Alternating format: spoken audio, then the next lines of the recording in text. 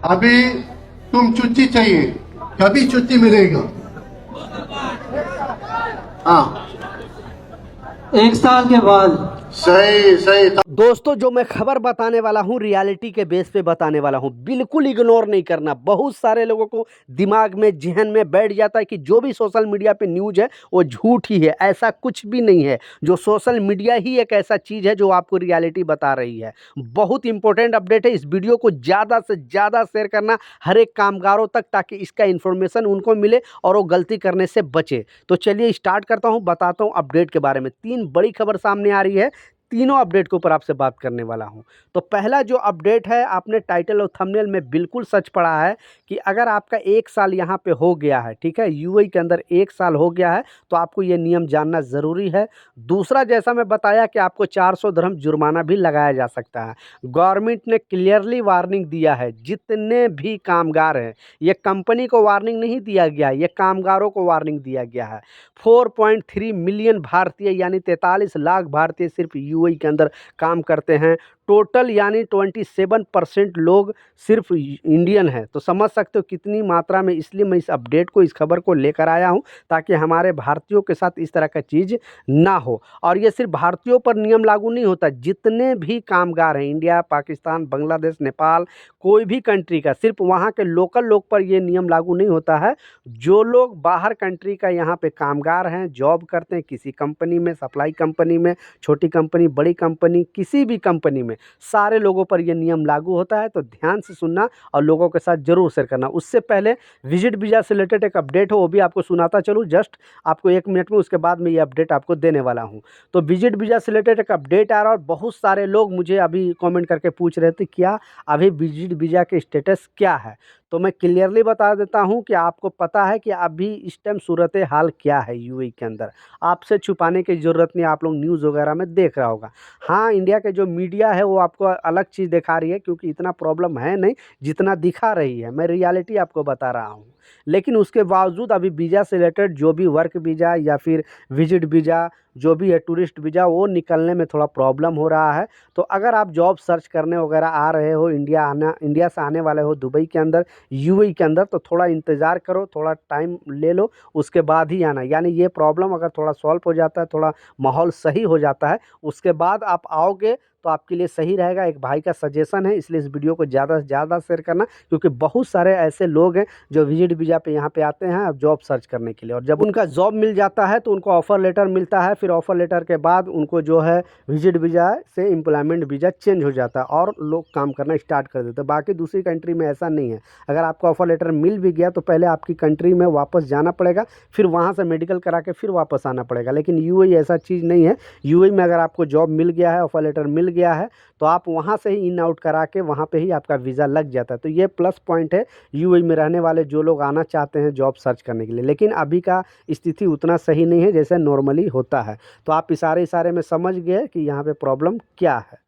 दूसरा जो important update है, आपने बिल्कुल टाइटल और थंबनेल में सच पढ़ा है कि जितने भी कामगार हैं, ठीक है, जितने भी कामगार हैं, यहाँ यूएई गवर्नमेंट के जो अपडेट आई है, खबर आई है, इसमें बताया गया है कि टोटल जो यूएई की पॉपुलेशन है, यानी इमारात का टोटल जो पॉपुलेशन है 1 करोड़ 10 लाख है। यानी बाहरी लोग लेकर और इमराती लोग लेके, उसमें मात्र 15 लाख सिर्फ इमराती है, बाकी 95 लाख सिर्फ अदर कंट्री का है।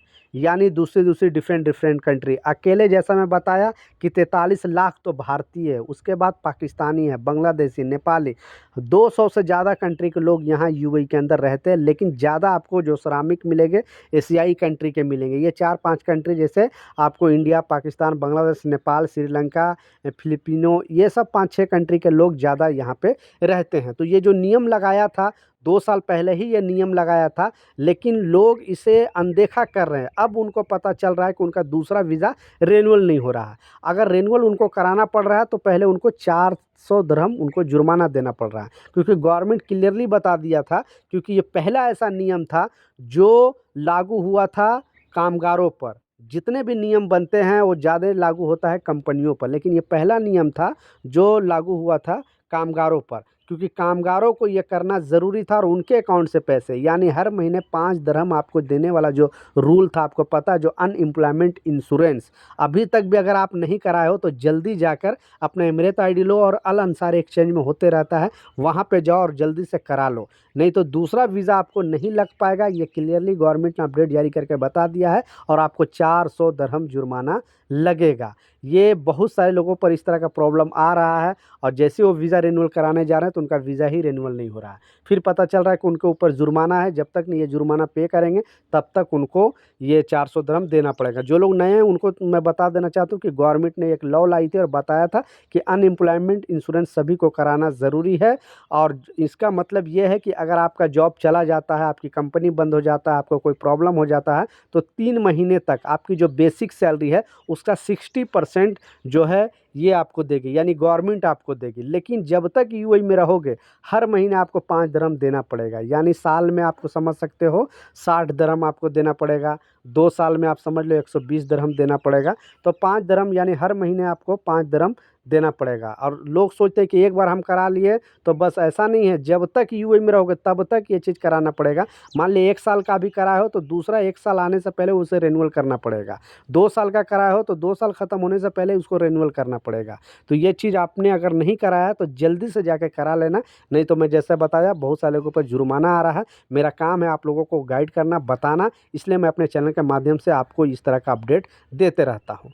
लास्ट जो सबसे इम्पोर्टेंट अपडेट है, आपने देखा स्टार्टिंग के क्लिप में मैंने दिखाया कि अगर आपका 1 साल हो गया है, क्योंकि बहुत सारे लोग, अभी जो सूरत हाल है इस वजह से बहुत सारे लोग अप्लाई कर रहे हैं छुट्टी के लिए, और कंपनियां क्या कर रही है कि उनको छुट्टी नहीं दे रही है। तो अगर आपका 1 साल हो गया है और आप अगर जाना चाहते हो छुट्टी में, तो गवर्नमेंट क्लियरली बता दिया है कि जो भी कामगार का अगर 1 साल हो गया है तो उसको 30 दिन की छुट्टी लाजिम मिलनी चाहिए। और अगर कोई कंपनी अगर इस रूल को उल्लंघन करती है तो कंपनी पे भारी जुर्माना लगाया जाएगा, बशर्ते आपको कंप्लेन करना पड़ेगा 80084 पे। लेकिन ये जो बड़ी कंपनी का थोड़ा रूल अलग है, और जो छोटी कंपनी, जिस कंपनी में 50 वर्कर से कम है उनके लिए थोड़ा रूल डिफरेंट है, और जिसमें 50 वर्कर से ज़्यादा यानी 200 400 500 1000 वर्कर हैं तो उनमें आप 1 महीना पहले अगर आप छुट्टी अप्लाई करोगे तो तुरंत छुट्टी वो लोग डिसाइड कर देंगे। लेकिन अगर जिस कंपनी में 50 वर्कर से कम है तो उसमें कंपनी के पास मान लिया अगर 4-6 आदमी गया है छुट्टी, तो उनके पास शेड्यूल के हिसाब से आपको छुट्टी मिलेगा। ऐसा नहीं कि एक साथ अगर 50 वर्कर है तो अगर 20 वर्कर छुट्टी मांगा तो सबको नहीं मिलेगा। इसके लिए अगर वो स्टेप बाय स्टेप आपको छुट्टी देगी, लेकिन आपको 1 साल 1 महीना 2 महीना के अंदर आपको छुट्टी देना उन लोगों को देना पड़ेगा, ये गवर्नमेंट की तरफ से। लेकिन बड़ी, इसीलिए मैं आपको सजेस्ट करता हूँ कभी भी आप काम करें बड़ी कंपनी में काम करें, क्योंकि उसमें आपको ना सैलरी का टेंशन होता है, ना छुट्टी का टेंशन होता है, ज़्यादा काम का प्रेशर नहीं होता है।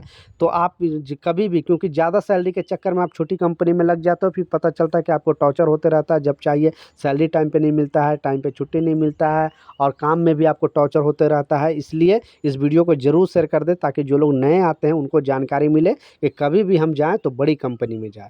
तो ये कुछ अपडेट था, कुछ जानकारी था। मिलता हूँ नए अपडेट के साथ, नई जानकारी के साथ। जब तक जय हिंद।